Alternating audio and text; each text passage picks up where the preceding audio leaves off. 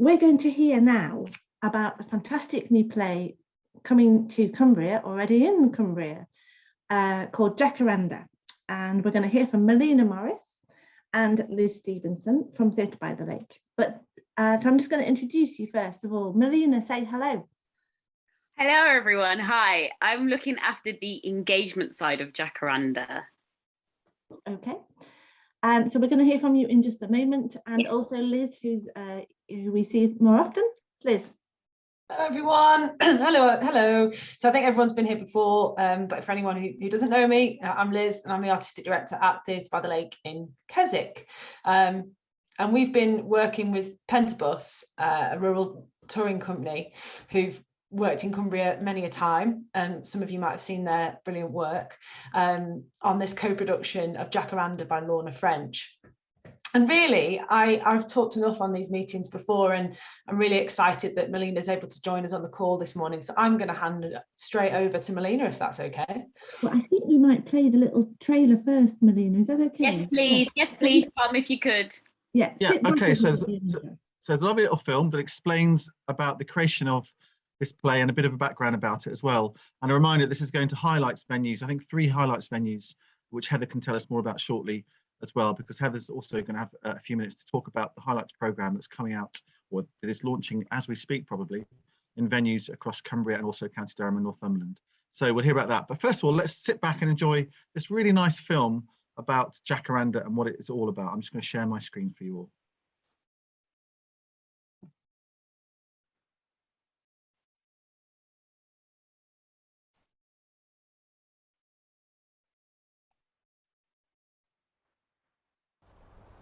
There's loads of special things about this production. The team are absolutely amazing. So we've got a creative team that are all phenomenal artists, and the 2 actors are really extraordinary in what they bring to the room and what they have brought to the characters they're playing. There's such a huge amount of care for the characters that they've created. It's a really beautiful play about 2 individuals coming together who are strangers, and they meet on this night, and by chance the play gets to explore their relationship over that hour, their relationship to the environment and to the other characters in their lives. We have Olivia, the character in the play, that's going through grief, and then she meets Matty. It's just interesting how both of them cross paths as the story unfolds. They become friends. They begin to understand each other's issues in their own lives, and it's lovely how 2 people from different walks of life have now come together. So what? You enlighten him. Don't have it in me to fight for my family. Staging any piece of new writing, there's a challenge in that because it's never been done before. So you are working out lots of kind of practical things around what works and what doesn't work. But that's a joy again, because we've got the playwright with us in the room. Because for me, oh God, and all that kind It's been a really good experience working with Pentabus. I wrote the story because I was interested in the reasons why black people were perceived not to go to the countryside, and just explore it really. First character is called Olivia Dadzai. She is an equine vet, and she's just moved to the small village that the play is set in. And then we have Matty, who's more an established resident. He's kind of lived in the village all his life. He's a gamekeeper, and the 2 of them kind of come across each other and through into the longest day of the year. I really appreciated that Pentabus was so keen to reach out to people. I was also intrigued by the fact that they were seeking black assistant directors, global majority directors, very specifically for this production because of what the play deals with. We're going to between 10 and 15 village halls across Shropshire, Herefordshire, Yorkshire, as well as some other counties as well. And then we're also doing 10 shows at Theatre by the Lake in Keswick. What I really love about a village hall setting, you can really keep things surprising for audiences, create a really lovely experience that they may be not expecting. I think live performance is just incredibly special, and to reconnect as human beings, to learn and experience stories that are new, and to feel a human connection, really. To help me sleep, that's all. Come see the show. Yeah. Come see the show. You won't regret it. It's brilliant. And I hope you enjoy it.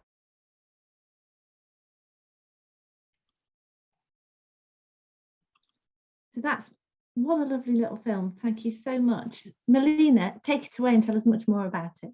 Yeah, so throughout the show, there are some strong themes that, and it comes with those strong themes comes lots of questions, and the audience are gonna have questions about the themes of the show and the choices that the actors made and some of the direction of the show from the director's side. And my job is basically to bridge that gap between cast, creative, crew, and audience members, and to provide a safe space to have these discussions around Jacaranda and those themes. But before I get too much into the engagement side, you guys don't really know me. You guys don't know who I am. So I'm gonna give you a bit of a backstory of how I came into my position with working with Jacaranda. As Garen mentioned in the video, Elle was specifically looking for Black directors and Black creatives because of the themes of the show and because of what we unpacked during the show. And I was approached by Elle. I got told the story and I was just like, this is insane. This is so relevant. And this is also an experience that I've personally had. Like I grew up in the West Midlands and I always loved nature. Secretly, I've always loved nature. It was never a public thing for me to love nature because it never felt like I could. It never felt like I could go into spaces in the countryside or go into places where there aren't as much Black people or there aren't as much people from global majority communities. And I've always felt really isolated and scared by wanting to go into the countryside and wanting to experience that side of life. But I have such a deep connection with nature, as you can probably see in my room with my plants. So when I got told this story, I was just like, the story made me feel represented. It made me feel heard. It made me feel like I am not the only one that is experiencing these feelings. And it also comes from a place of prejudice. Like I've heard these things, like Black people don't go to the countryside, Black people are not represented there, so we can't go there. And it's like, actually, no. If you open your eyes and you see that there are Black people in these spaces and there are people from global majority in these spaces, it's still far and few between, but it's there and you can do that. And I feel like what this show does, it opens that space to be able to say, do you know what? Just do it, just go, just be in that countryside. If you love nature, it's kind of that thing of do what you want to do what makes you happy in life. And you have to kind of go with that. And I feel like Jacaranda is going to be a place where people can find that light bulb moment of like, oh, I can do that. It's okay for me to feel that way. It's okay for me to go to the countryside. It's not. And I think it's something to do with like my own personal community as well, because we never went out in nature in the UK. Maybe back home, like in Jamaica or for others, places in countries and villages and towns and cities in Africa. But in the UK, being a minority, it just didn't feel safe and it just didn't feel like I could. But however, I'm in a place where I can do that now and I'm so interested and I cannot wait to come up to Cumbria and experience Cumbria. But let me move into the engagement side because that is important. So with the engagement side, I'm hosting Q&As at Village Hall. So the Village Halls that we are booked into, and we've given the Village Halls options for Q&As, which I'll be running directly. Oh, thank you. I'm running some Q&As. I think I'm. Let me not say any venues because I haven't got them written down next to me. But I am going to be doing some Q&As in some Village Halls. I'm also going to be doing an online Q&A as well, specifically with the writer of the show, which is Lorna French. and Elle, which is the director of the show and also the artistic director of Pentabus. And it's going to be a conversation around the show and around the themes, and specifically around whether you are interested in writing or directing. But also, we have a 15 years ago, and there was a podcast version as well of a play called White Open Spaces, and it's 6 monologues about being Black or from the global majority in the countryside. And I thought having the conversations having people who wrote the show 15 years ago in that space to be in a Q&A with us would be like, it's amazing, because it's like you get to see it from a now point of view and what it was like 15 years ago, and what kind of changes there's been in between that, and if there's been any changes. So that's going to be on the 17th of November. That will be on Zoom, another Zoom meeting. And I will make sure that if you guys are interested, I will make sure that you guys can have access to that. If you would like to come along, even if it's just to listen, that's absolutely okay. You don't have to take part. You can just hang out with us for an hour while we chat and get to know each other. Also, I'm trying to get into some schools and community groups. So I am currently reaching out to as many places that I can find online. And like, not being from Cumbria, and not being from Shropshire, it has been a little bit challenging to get those bookings in and to get them into our village halls or to get to other village halls. And also we are trying to bridge those gaps and create like long-lasting relationships as well. Like, we don't want Jacaranda to just be specifically about, or the engagement side to be specifically about just this show. Like, what's going on in this show is so important, and we want to continue the conversations. We want to continue to build relationships, and we want to create long-lasting relationships. And that is primarily my job and what I am trying to do and what I'm trying to achieve with Jacaranda. I just really want to bridge that gap between the community and everybody in Cumbria and everyone across the UK that's going to see the show, and the cast, crew and audiences. We just want to bring everyone together just to create this safe space where we can have conversations, where we can learn and grow off each other. So if any of you guys are interested, please, I'm going to put my email in the chat. Please drop me an email if you have any contacts that I could get in contact with, or anyone that you think would be interested in coming to one of the shows or booking in a show into their village hall or into their community space. We do have specific regulations and requirements as to spacing wise, but it would be absolutely wonderful to have those conversations with you guys to see if we can bring Jacaranda to as many places as we can and try to keep this conversation going for as long as possible. But I think that is me. My mouth is really dry now. I've done a lot of talking.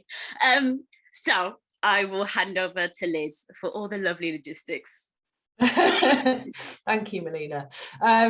Yes, so the boring bits, but the key information. 4th to the 13th of November is when it's at Theatre by the Lake. We've got a mixture of socially distanced and full capacity shows, which is what we've done for our first reopening production, Home I'm Darling, which is on at the moment. And they're listed on our webpage. We've flexed up some more performances to full capacity, given the demand for this show, which is fantastic. And you should be able to find tickets even if some of the earlier performances you find are sold out. Tickets are from £15, and the show we're saying is suitable really for people from 14 years up. I'll put the link to where you can book your tickets in the chat. Box office operating phone lines are from Tuesday to Saturday 12 till 4. And you can pop in as well in those hours over at Keswick. There's a Q&A that Melina will be hosting at the theatre live on the 11th of November after the show, and again that's on the website, and we're going to be capturing that online as well, so for anybody who books a ticket, you'll have access to the Q&A if you'd like to watch it. Melina mentioned the Q&A that will be happening with Elle and Lorna. That's happening online. That's the 17th of November that's happening. And we've also recently added in a caption performance on the 13th of November at 7:30. So if you know anyone who would use the service, we're trying out a new system with Pentabus, so we'd really welcome feedback. So if you know anybody who might be able to use that and would tell us about their experience, that would be fantastic. I think that's all the information from me. I'll put that in the chat now. But just to reiterate what Melina said, there are still some gaps in the Cumbria part of the tour. Melina's been working very, very hard with the rest of the team to try and get some bookings in, but I think it's just, you know, various COVID related, at the end of the day, challenges in trying to make things happen. So it's not been for the lack of trying. So if you know a village hall, or you have a community space, or you know a school that would be really interested, please get in touch with Melina, because we can get those bookings in and we can turn it around pretty quickly, as I've just learned from Melina. So there's a few spaces and we can turn it around pretty fast. So please get in touch if you think there might be a route to get in on a few more performances in Cumbria. And that feels so important. Melina, that was really, really interesting and so positive. I can't wait to see this. I really like how you're describing this as a light bulb moment. And I think that is such a good description, and that will mean something to people when they hear that description. So I really hope people here can help spread the word and get this amazing opportunity into your nearest venue or school. So yeah, let's get in touch with Melina to make it happen. There must be people here who can help, and I think I can help in some respects. So I should be first in the queue. Got time for a few questions, and so I wanted to ask you, Liz, what made you want to do this show at Theatre by the Lake? I mean, aside from the fact that it's just brilliant. It actually started with a conversation. Gosh, no, I couldn't say. I feel like the last 2 years, my concept of time is a bit all over the place. But a conversation happened at some point with the former artistic director of Pentabus, Sophie Motley. We'd been working with Pentabus on One Side Lies the Sea, which we ended up making as a digital production. But we've been working with them, and we wanted to continue to work with them because they are a fantastic rural touring company who make brilliant new plays and have an amazing reputation. So we wanted to keep working with them. And Sophie told me about this piece by Lorna and asked me to read it. And I think around that time, it was when, with Black Lives Matter, everything that happened last year, and some of the conversations we were having on these calls, actually, and a lot of the thinking that was in my brain. And I remember when we did, was it our quarterly meeting, and we heard from the National Trust and about how the countryside is often a white space. And so all these things were in my head, and then I read this play and I thought this is really relevant to our audiences.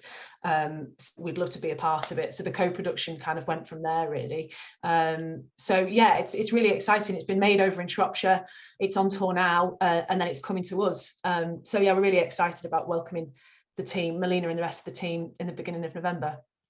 I'm not surprised, and I hope you have the most wonderful time in Cumbria, Melina. I really do.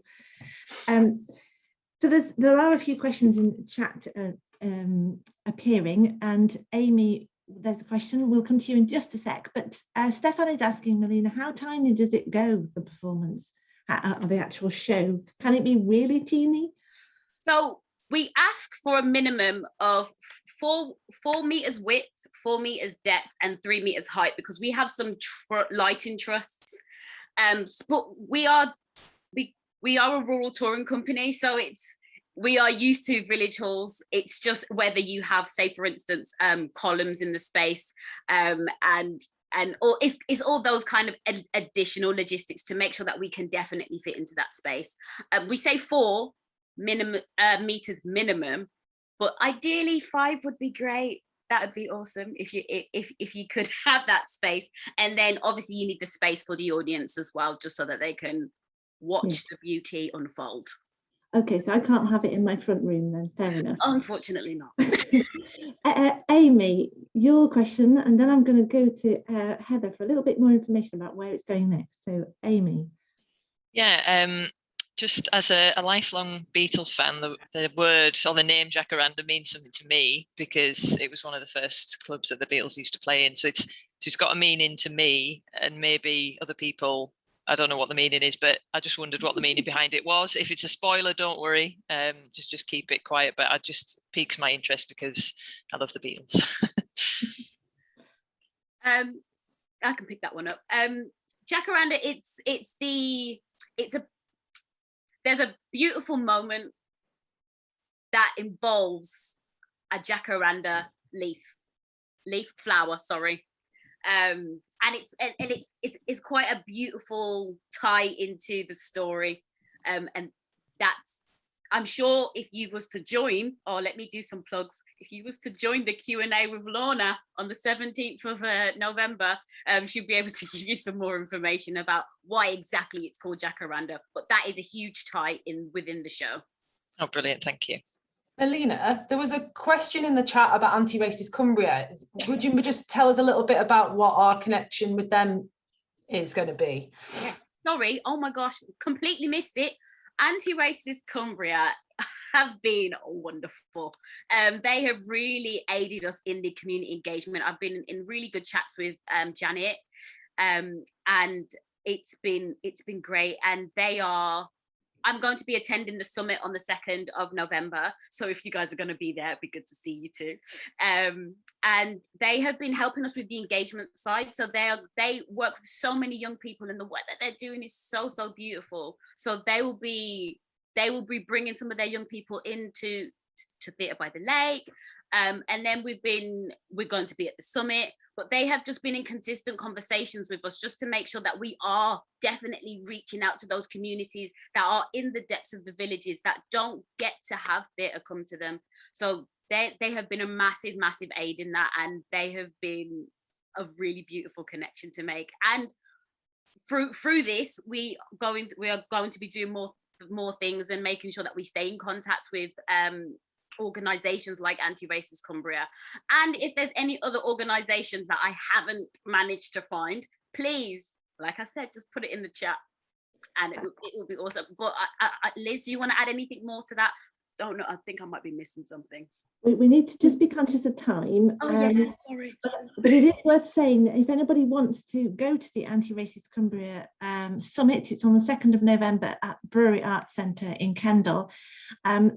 Tickets aren't particularly cheap, but it's going to be brilliant. And there are a number of tickets which are pay what you can. So don't be put off by the initial look at the price. I'm going along with a lot of colleagues from museums, and I would recommend it to you. I'm just going to ask Heather before we move on. Heather, where is Jacaranda going with highlights so that people know? With highlights, we've got 3 dates that are directly with us. So Skirreth Village Hall, Barningham Village Hall, which is actually over in County Durham, and then Kirby Stevens Sports and Social Club. So they're on the 19th, 20th and 21st of November. And then Arnside, which is another one of our venues, but they've kind of booked it directly with Pentabus. They're going to be on the 27th of November. So Arnside, that's down in the south. So whoever it was asked in the chat about, are you coming somewhere in the south? I'd say Arnside, go to Arnside. So tickets for all of those are available from our website. I will put that link in the chat now. Brilliant, thank you. Thank you. Yeah. Does anybody else we've got time for one more quick question from Melina and Liz, and then we'll be moving on. No, don't be shy. Okay, Melina, it's been such a joy to make contact with you and to see you. We'd love to hear how you get on, and I would just encourage everybody to go and see Jacaranda because it sounds amazing. Thank you, Melina and Liz, very much. Tom. Thank you, Kate. Lovely. That sounds great. And I've got my ticket reserved already, I think the 5th of November. So looking forward to that. Right. Well, Heather, it's great that there's a collaboration going on between Theatre by the Lake and Highlights and other rural venues as well, by the way, because this is, that's natural territory, I think, for this sort of production. Heather, what else is going on as far as the autumn season for Highlights is concerned? Because I think you're just launching now, or I've certainly seen some publicity around, and shows are beginning to start now. So tell us, in 5 minutes, tell us what else is going on. Right, whistle stop tour through our season. So for anyone who doesn't know us, we're Highlights. We're a rural touring scheme where we cover Northumberland, County Durham and the eastern half of Cumbria. We work with volunteer promoters in over 60 village halls and community venues to deliver unmissable cultural events across those 3 counties. So we started a couple of weeks ago with our autumn season, and we have over 70 performances from 19 different companies scheduled before Christmas. I'll pop the website link and stuff in the chat in a minute, and you can also look at our brochure. I've got a printed copy in front of me here. So tonight you could go and see a wonderful family show from Gav Cross, who's a storyteller from Liverpool, with his Twisted Tales for Terrible Children, and that's at Shap Memorial Hall. Gav's been doing a lot of work with us this season, lots of workshops with school groups as well as doing the show, and he takes a really hard look at those fairy tales we all tell our children and makes you think about what they're really saying, and actually it's quite disturbing. Also this weekend we've got singer and songwriter Liz Cotton at Dufton and Selby. Liz brings humour and everyday anxieties into her songs. And then next weekend, the music continues with the Bookshop Band, which is described as the artistic love affair between a folk duo and an independent bookshop. And so they've released 13 albums inspired by hundreds of books and authors. But you'll have to travel a bit further afield to see them. There's no dates in Cumbria for that. You could go to Northumberland and County Durham. And then as we go into November, we've got the 3 different plays coming up. We've got Haddock and Chips, Hello and Goodbye, and Hefted. And that's swiftly followed by some comedy from Kate Fox, George Egg and Bojangles. So Kate will be talking about neurodiversity, and George is teaching us how to cook in unusual ways. And Bojangles are a string quartet, and they're bringing their new sci-fi horror musical, Dracula in Space. So there's something certainly for all comedy tastes there. And then as we edge out of November, we've got those dates from Jacaranda and Pentabus. As I said, Skirreth, Kirby Stephen, and an extra date at Arnside, all in Cumbria. And then that's also followed by some wonderful folk music from Daria Kulesh, who explores her family roots from the mountains of the Caucasus, bringing her uplifting performances to Appleby and Castle Carrick. And then finally, into the home straight, we've packed in 5 more companies into December, with dance and comedy from Spiltmick Dance in Desert Island Flicks, Christmas song special from the Opera Dudes, the Holly and the Ivy Midwinter Roadshow, which is sort of folk and clog dancing. There's theatre from Alison Neal with the story of Edith Nesbit, who's the author of The Railway Children. She led a really secretive bohemian lifestyle, so some fascinating stories there. And finally finishing with Martin Harley with his blues and slide guitar. So lots of stuff going on, and I'll put the links in the chat in a moment. And then, but even as all that's going on, we've been busy planning for spring next year. We've just held events for all of our promoters and presented them with the menu of options for that season, which will start in February. So lots more interesting stuff coming as well. There you go, whistle stop tour. That was pretty impressive, Heather. Thank you. And just, you know, a tip of the hat to people involved in rural touring.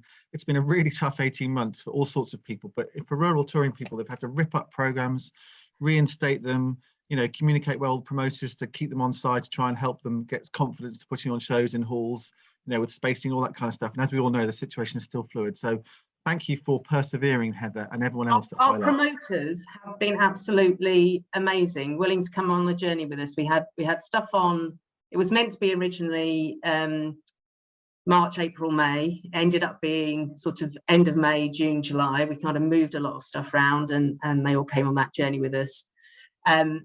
And then pretty much 80% of our promoters are back on for this season, and I think the majority will be back with us in the spring. So that kind of confidence is building to do things again. So it's been wonderful. I mean, they have been amazing. Terrific. Great. Well, I think I've got tickets for 2 shows for Highlights. I've also, don't forget, Arts Out West, the sister organisation or brother organisation of Highlights, have also got a menu which you can look at on the Kirgate Arts website. I'm going to see some dance this evening, actually, in Brigham, called The Rest of Our Lives, which looks fantastic. Yes, we had it last night in Askham. It was amazing. Is it any good? Well, I didn't get to go. Kate went, and I've seen the pictures, and they've had a wonderful time. So if anybody wants to go and see that this evening. So long as there's not too much audience participation, I'll I'll be at ease. But I'm looking forward to that. I think there might have been a little bit, Tom. Okay, I'll bring my shiny shoes then. Thank you very much, Heather. That was fantastic. Thanks for that rundown. I encourage everybody to enjoy the intimacy of rural touring in village halls and community centres across Cumbria and beyond. It's a fantastic experience and great fun as well. Right, moving on. I'm now going to share an image with you on my screen before I introduce Anne-Marie Sanderson. And I want you to just shout out if you recognise what this image is. Here it is.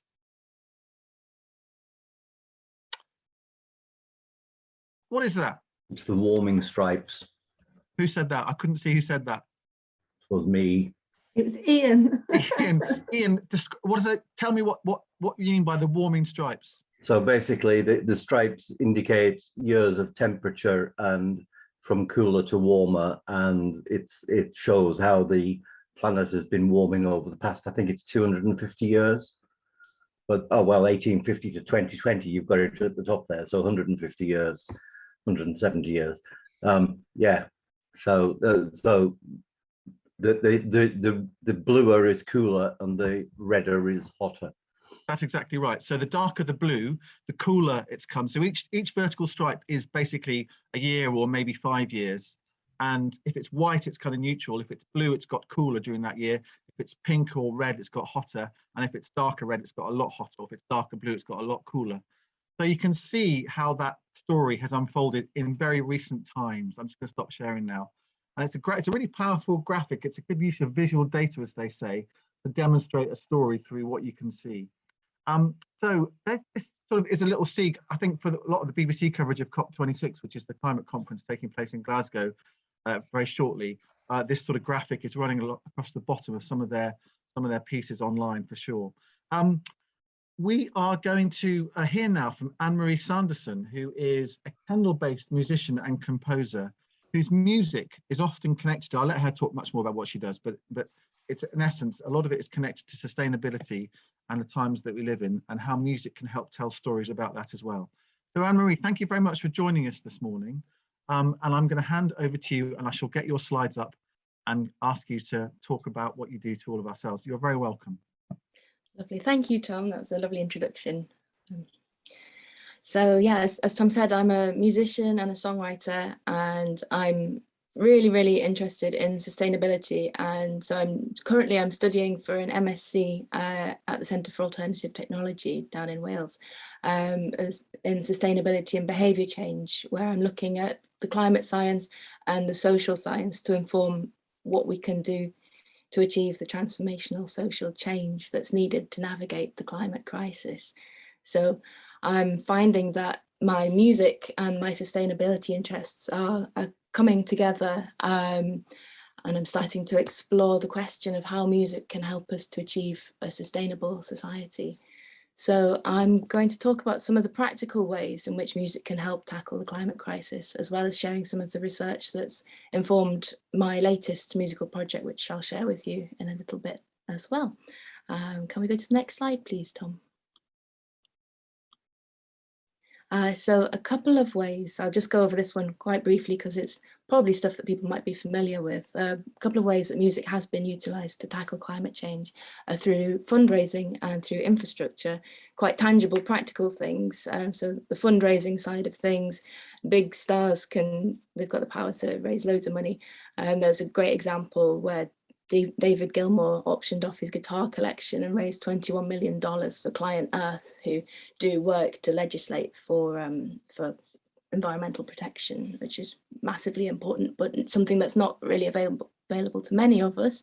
And then the infrastructure side, there was a really useful report that came out recently, you might have heard about it in the news, where Massive Attack commissioned the Tyndall Climate Research Centre to come up with a roadmap essentially of what venues and artists can do to operate more sustainably. So that looks at insulating venues and making sure that the energy is from renewable sources, and looking at travel as well to minimise travel and minimise flying and route tours in a sensible way. So you're not going all the way over there and then coming back and going to stopping places on the way. Those are two quite tangible ways that music can be used. It's also been used there's a third role I've not put on the slide, where music can also be used to raise awareness. So there's some really good examples with earlier music like Joni Mitchell, You Don't Know What You've Got Till It's Gone. There's a really kind of seminal moment there. But I would say that at this point in time, it's probably debatable whether awareness still needs to be raised. Studies have shown that the UK public now largely backs strong carbon reduction measures. So perhaps the focus on what we can do with music rather than raising awareness might be to move to trying inspiring people to take action. Could we go to the next slide, please? So we heard a couple of weeks ago at the Art of Saving the Planet, a quarterly meeting, that the arts and culture sector is responsible for less than 1% of total emissions, which that sounds quite positive, but we can still reduce that. We can get that to a really minimal figure by following the Tyndall report with Massive Attack, the roadmap that they set out. And I would say that any reduction in greenhouse gas emissions is worthwhile and should be undertaken. But also what I find personally really interesting is the potential that music and the arts have to reach beyond just their own, beyond music and the arts into society more broadly, and to help us to reduce our emissions in our lifestyles in more generally. So you might have heard it said that the climate crisis is a cultural crisis or a crisis of imagination. And as a society, we're trying to live lives that are incompatible with reaching net zero, which is the goal set out by the 2015 Paris Agreement. And so the arts really have the potential to help us reimagine what society should look like. Next slide, please. So we can use the arts to tell new stories and to change the narrative. I really like this quote here from Julia Bentz from one of her papers. The arts have the capacity to expand our imaginaries of the future. So, or in other words, if we can see it, we can be it. So if we can tell stories using the arts to portray a different kind of world, then that gives us something to aspire to. So in music, we could portray this through the lyrical content, which can literally tell a story, or it could provide a snapshot of a different world. Kind of like the flip side of with music that portrays perhaps extravagant lifestyles and that can promote excessive consumerism, we could actually turn that around to make sustainable lifestyles more aspirational and use these ideas to help us to consider what it means to live a good life. And so through this culturalist perspective, we can embed concepts of sustainability in the cultural fabric of our lives, making it really a normal thing. And there are as many ways to do this as there are musicians, writers, composers, and artists, and each one will reach audiences in different ways. And so I'd like to tell you a little bit about my own project that I've been working on now.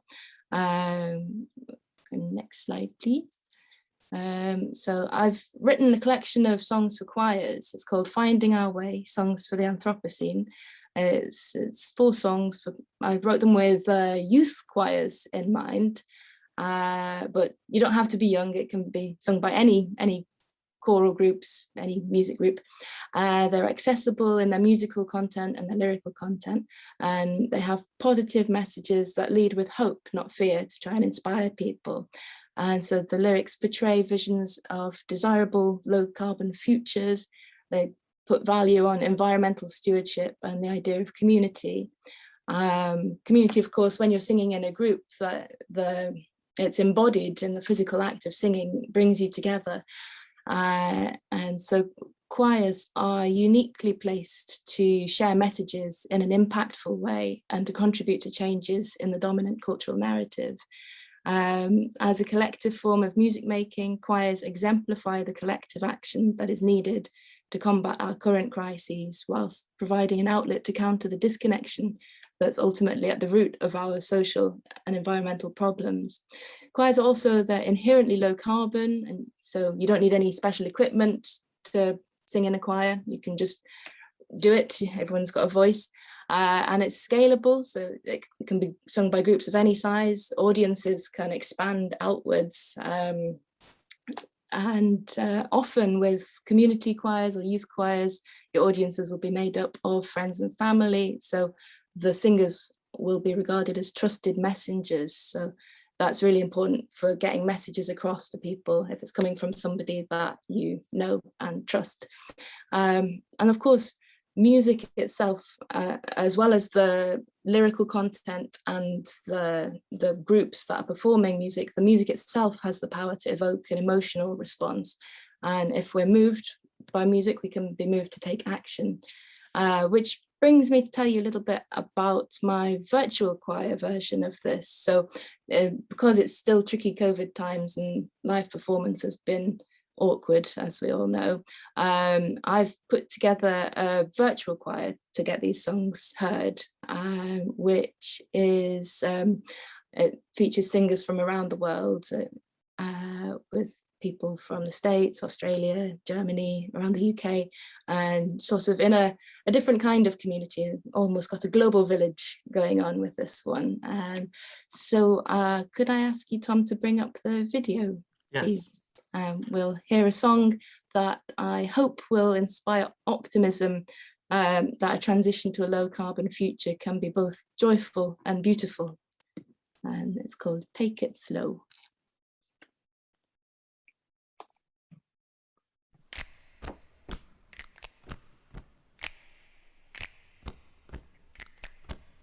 We could take it slow. You see, there's no need for rushing and no need to go to far-flung distant places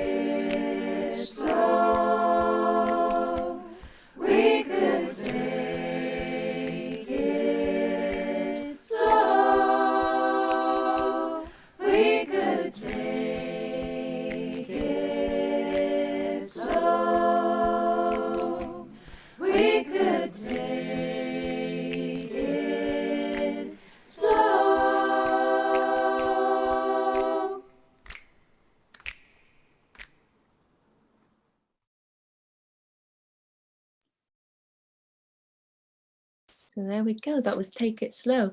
I've just seen all these lovely messages in the chat. Thank you, everybody. That's really lovely. So yeah, that was a lot of fun to put together, the virtual choir. I'll pop a link in the chat in a moment with, you can see all 4 songs performed by various people. And so I've just got a few final things to leave with you. So I just want to encourage people not to shy away from including climate or environmental messaging in their work or in their programming. We need to normalise taking action, and to do so by making it part of our culture. And the arts, I really believe, can be a powerful tool for this. Messaging that promotes hope rather than fear is much more likely to inspire action. Messages of fear can contribute to feelings of denial, numbing and apathy, which isn't going to help anybody. So anything that brings people together is going to be much more useful in what we're trying to do.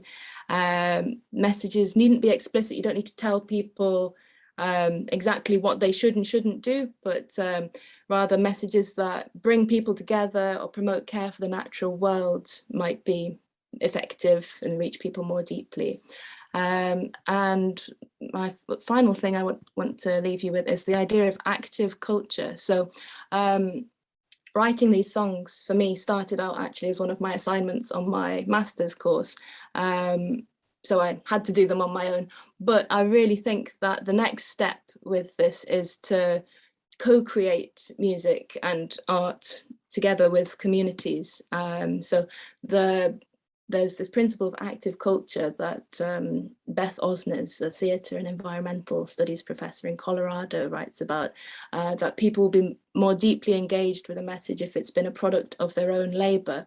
So I think there's going to be lots of opportunities for community musicians and community artists to work with communities to produce work which kind of has connection to place as well as another element of it. There's that David Attenborough quote that's often quoted about people, I'm going to paraphrase it, people will protect what they love, but they will only love what they know. So bringing that in the cultural side of it as well. Osnes, just saw Stefan's message, I'll type it in a minute.